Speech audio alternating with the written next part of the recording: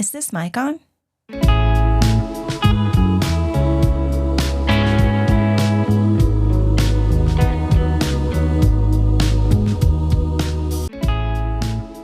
You ever have one of those nights where you leave feeling like something in you shifted a little? Not in a way anyone else could really see, just quietly, internally, like something reminded you of who you were again. I went to this concert the other night to go see this duo band, Gio Chamba. They're psychedelic cumbia from Houston, Texas. You should check them out. And the energy? It was hot, electric. You could feel it the second you walk in. I ended up in the green room because of someone I was with. They're in the music industry. And we were all backstage talking. Gio Chamba was the opening band, just the two of them. And you could feel this sense of excitement and energy backstage. There was also another band, Workin. They were the main band that night. So everybody was kind of hanging around waiting for Gio Chamba to go on first. And I remember just sitting down with the guys from Workin, just trying to make conversation, talking backstage while everybody waited. I told them, honestly, kind of proudly, that I had gotten a sitter that night. Like, it was my night out. And they got really excited for me immediately, like genuinely excited. I remember thinking how sweet that was. Because sometimes as a mom, you almost feel weird admitting you're excited to having a night out for yourself. Like you have to downplay it or make it seem casual. But they were like, good for you. Hell yeah. That's awesome. Like they understood that I needed that. And honestly, I think I needed someone to be excited for me for a second too. Not as a mom, not as a worker, not as a reliable one. Just me as a woman, listening to music, having a night out. And then right after Gio Chamba finished their set, Workin was getting ready to go on next. And suddenly they realized they needed their set list printed out. And I remember them asking, does anybody know where we can print these out? And Billy immediately jumped into it, like instantly. And I started helping out with drinks, running things around, helping where I could. Which honestly will circle back to she working on her day off. Because even though everybody was scrambling a little backstage, there was something really beautiful about it. Nobody was acting above anything. Nobody had ego about helping. Everybody just stepped into where they could. And it felt less like people trying to impress each other, more like people trying to create something together. And me being me, I asked, are you guys all good with drinks? And they smiled and said, actually, no. And I was like, what do you want? And they gave me their drink order. The lead singer looked at me and said, you don't have to do that. And I just said, hey, it's all good. It's not my first rodeo. And he smiled like he trusted me. So I grabbed their drinks and I handed them up on stage. And one of the singers looks at me and says, she working on her day off. She working on her day off. And I just started laughing. Like it was one of those moments where you're like, yep, that's me. Like he clocked me. Even in the middle of one night out, I was still trying to be useful, still trying to manage the room, still trying to make sure everybody was okay. And the truth is, I think I've probably always been like that, of always trying to manage things, manage people, manage energy, manage situations. Because somewhere along the way, I think I've learned that if I didn't, things went sideways. Something would go wrong, someone would get upset, the energy would shift, and I hated that feeling, the feeling of not having control over what was happening around me. And I think part of it comes from something that happened to me when I was 24. There was a day where I didn't manage the room. I didn't step in. I didn't control the situation. I didn't pay attention to the energy the way that I normally would have. And something happened that I ended up regretting deeply, like life-changing deeply. One of those moments that you replay in your head over and over again, thinking, what if I would have done it like this? What if I would have done this differently? What if I would have noticed this sooner? What if I would have stepped in? And after that, I think that something in me shifted. Like my nervous system decided never again. So I became hyper aware, hyper responsible, always reading people, always reading rooms, trying to stay ahead of the emotional wave before it hit. Because somehow it felt safer to believe that I could manage everything around me.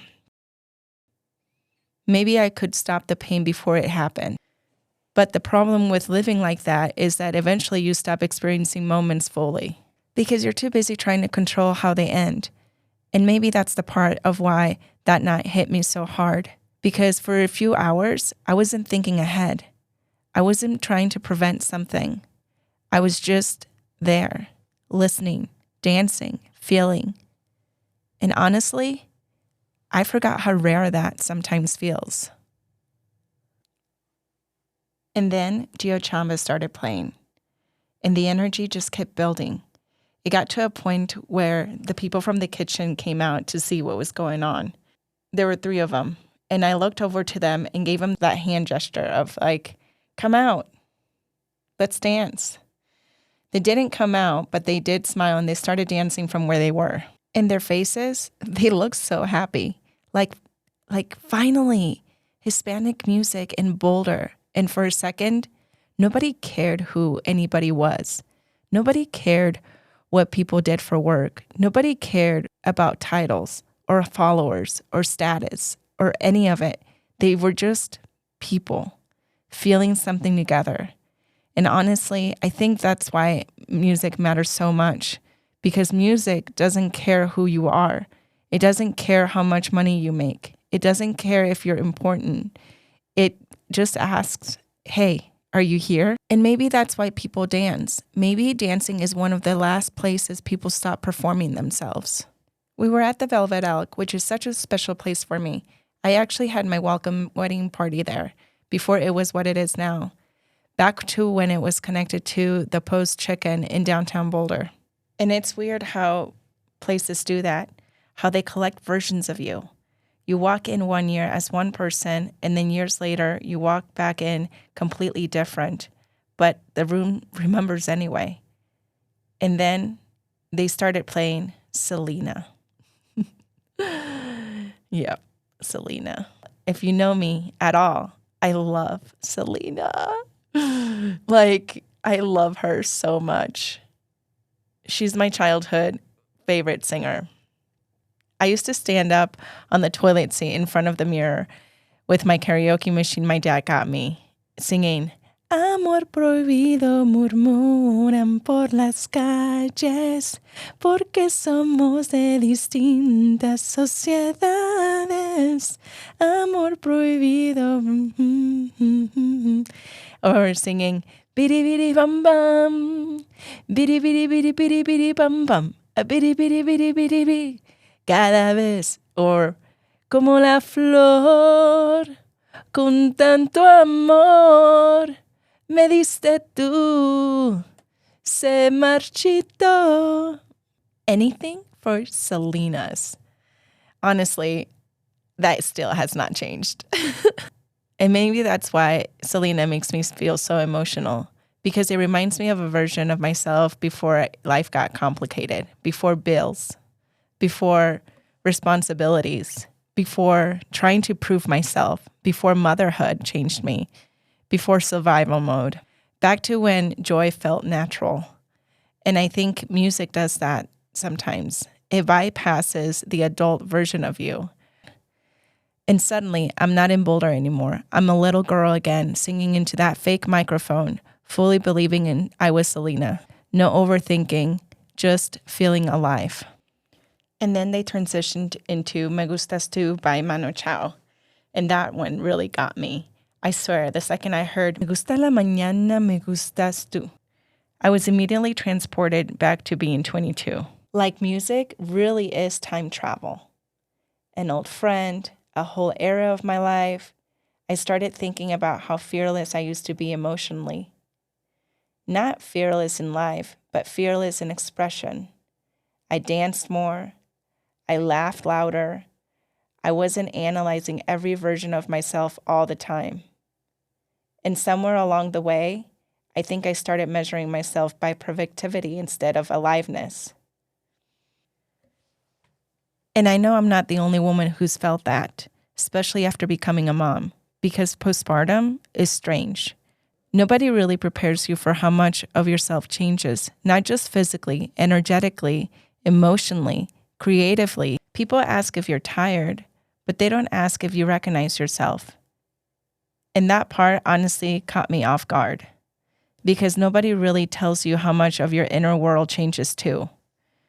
Your body changes, your routines change, your relationship changes, but your relationship with yourself changes too. And for a while, I think I stopped hearing myself. Not completely, but enough to notice that I finally did it again. And that's what that night felt like hearing myself again, through music, through dancing, through memory. Like some forgotten part of me quietly came back online. And don't get me wrong, I love my life. I love being a mom. I love my family. But I think two things can exist at the same time. You can love your life and still miss part of yourself. You can be grateful and still crave freedom sometimes.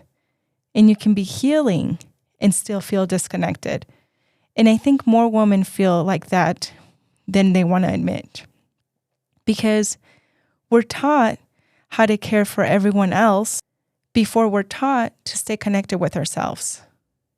There was an intermission later, and this girl came up to me and complimented my outfit. She was there with her boyfriend, and she started talking about the band, the music, the energy. And then he introduced himself. I'm Felipe, and we immediately switched into Spanish, and it felt differently instantly. Like the small talk disappeared, like we skipped past performance. And he asked me a question everybody asks. What do you do? And I paused for a second, and I said, what do I do for work? And he said, yes. And I said, I'm a writer. And then I laughed. And I said, well, I work in marketing to pay the bills. And I remember noticing how automatic that was, how quickly I clarified myself. Like passion alone wasn't enough for an answer. And then I asked him, what do you like to do? And he said, I love music and I'm in IT. And I want to be a musician. And I looked at him and said, then say you're a musician and embody it. And then we both kind of just sat there for a second after that, because I think we both knew I wasn't just talking about him. Why do we define ourselves by the thing that pays the bills instead of the thing that makes us feel alive? And why do we hold onto these titles so tightly? And some because we have to, some because society rewards them, and some, if we're being completely honest, because it makes us feel safe. Like if we label ourselves correctly enough, maybe we finally feel worthy. And honestly, maybe that's what rock and roll actually is now. Like, does anybody even have sex in the car anymore? Because that's what feels like rock and roll to me now. Not even the sex part, but the freedom part. The part of being spontaneous. Doing something because you're alive, not because you're being productive. Maybe rock and roll now is honesty. Maybe it's dancing again. Maybe it's making out in the parking lot after a concert because for 5 minutes you forgot to overthink your life. Maybe that's really what this whole night gave me. Not some huge breakthrough, not some dramatic life-changing answer. Just a quiet reminder that I'm still in there somewhere. The girl singing in front of the mirror to Selena, the woman dancing again, the version of me that feels things deeply, the version that isn't just surviving life, but actually inside of it. And honestly, maybe that's enough for now. Maybe healing doesn't always look like transformation. Maybe sometimes it looks like reconnecting to joy, to music, to freedom, to yourself. Because somewhere along the way, I think a lot of us become responsible before we become happy. And maybe this podcast is for me trying to find my way back a little, back to myself, back to self-expression, back to honesty, back to the girl dancing to Selena in the mirror before she learned how to perform worthiness. Hey, this is Luisa, and this space is going to be for real conversations about identity, relationships, grief, music, healing, motherhood, starting over, and all the weird emotional things we feel. but not always say out loud. And if any of this felt familiar, I promise you're not the only one. This is just the beginning.